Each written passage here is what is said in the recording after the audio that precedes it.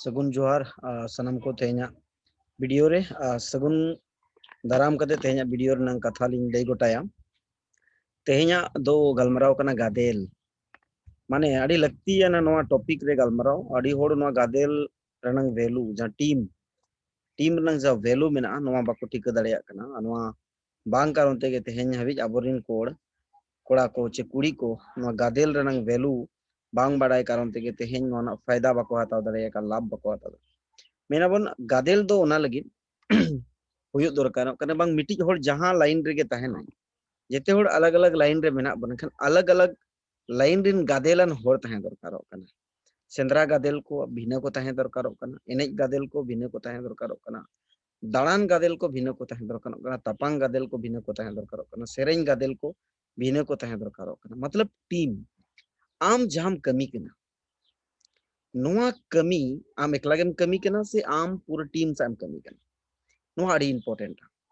जुदी आम जहाना जिनिस रे के सक्सेस सनायन मिया एखनो सक्सेस रे अड्डी मरांग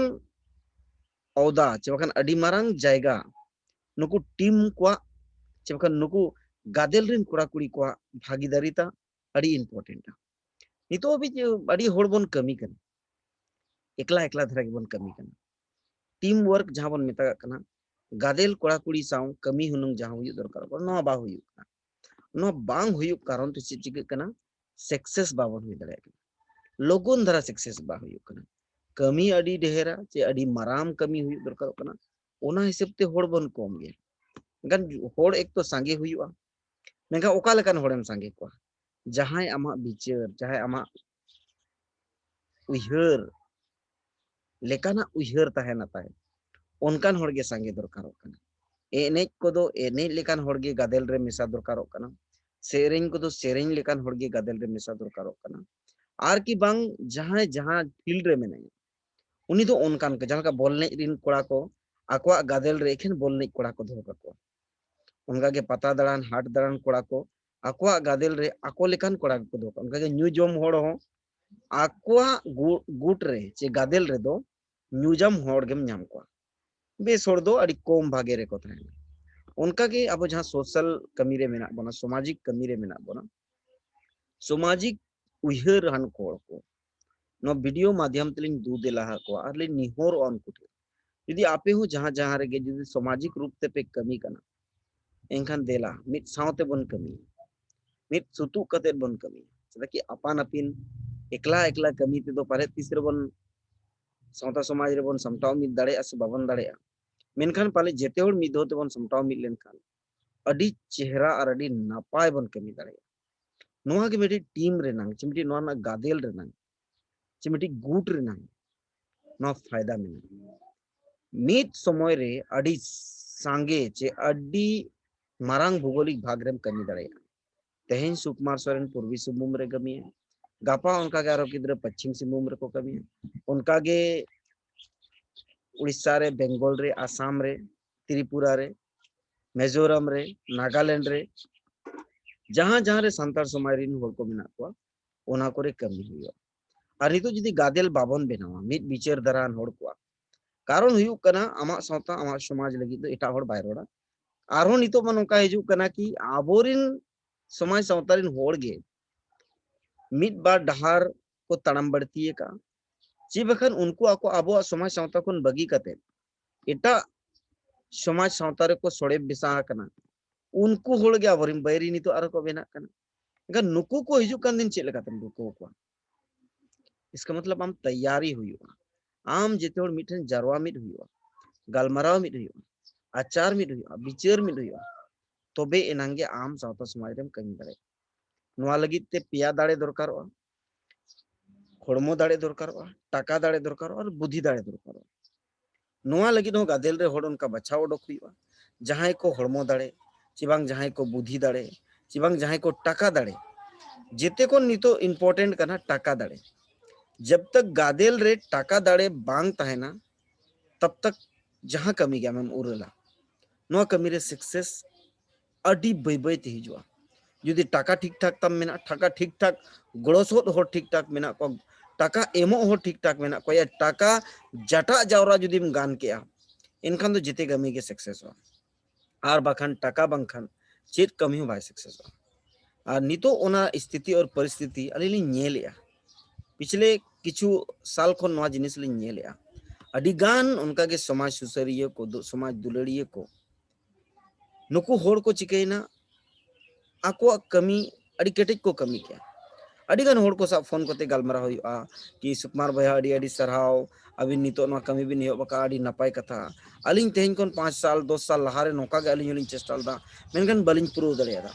बलिंग सक्सेस दड़ियादा अड़ी होड़ को लैया अड़ी होड़ को ठेन आलिंग आंजो मेला अड़ी होड़ बिहार बंगाल आसाम उड़ीसा त्रिपुरा मिजोरम नागालैंड गोटारिन होड़ को झारखंड गोटारिन होड़ को निये को मेना गोंके बलिंग सक्सेस दड़ियादा अदिन कुलिया तो चिदा बबिन सक्सेस दा मैं एकला है नालिंग कना जहाँ कमी अरिली उयहर लदा नुआ कमी रिंग एकला है and that's mean जुदी उनके टीम होनंग ताहे को जुदी उन्हें टीम वर्क ताहे को का ऑटोमेटिकली उन्हीं तो टारगेट रोंग अचीव किया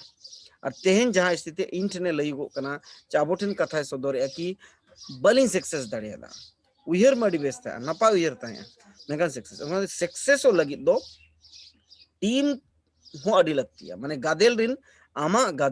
उयहर लेकान गादेल रिन कोड़ा गिद्रे कुड़ी गिद्रे हुई दरकार ओना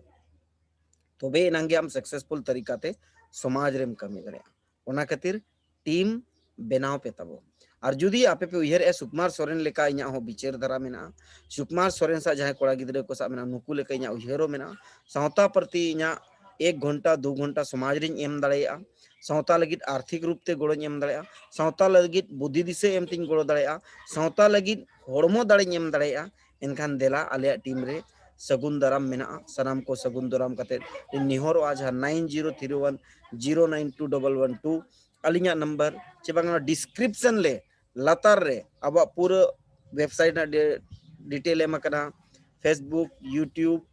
सनामा अलिया नंबर हो एम कना ओडे बन जोगाजोग दड़ेया और जहां के जहां पोनोत रेगे मेना बना जहां जिला रेगे मेना बना जहां ब्लॉक रेगे मेना बना पंचायत रे अतु रे मेना बना निजेरते निजेरा अतु ओड़ा बन केटेजा निजेरते अब अतु टोला रिन होड़ होपन को जहां गे दृष्टि मेना नवा बन लई ओडोका कथा ओडोका बन आबो बन गालमारा और आबो तला खन गे आबो सावता समाज तला खन गे आबो बन कमिया देला ते냐 वीडियो दो नवा गादेल वीडियो जहां बनावा कना नवा दो नवा लगित गे बनावा कना सामाजिक विचार धारान जहां तिनंग कोड़ा गे जहां बैनर तले गे पे कमी कान ओना बैनर तले दो कोनो मतलब बन मेनखान आपे गादेल कोड़ा को दू देला हाबो कना कितेला हिजु मा मिट सावते बन कमिया और नवा कमी नुनो चेहरा बन कमिया कि हिजु कान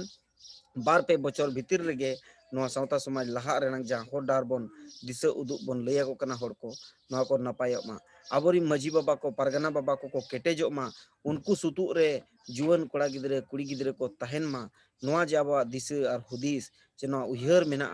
नवा जोश रे बन कमी रे बन लगा मा और नवा बन सक्सेस मा निये को मेन कते गे तेहे냐 नवा गादेल वीडियो दो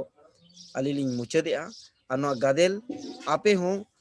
जेते होड़ गादेल बनाव जोंग मा निजेर गादेल बनाव कते जपड़ाव कते बन कमी मा निये को मेन कते गे तेहे냐 वीडियो दो नेडे गिलिंग केचेदेआ मा सनाम को सगुन जोहार लाइक कमेंट और शेयर लगिन अड़ी अड़ी सरहाव जुदी जहां को नितो बाबन सब्सक्राइब का एनखान बन सब्सक्राइब तरा का मा और अलिnya वीडियो रे एडिट दो बाबन जामा जहां फेस टू फेस गालमारा अबन गालोच अबन उनका के आपे तला रे फेस टू फेस रोड कते गिलिंग लैया पेया निये को मेन कते गे सनाम को दोहराते हुलसई जोहार।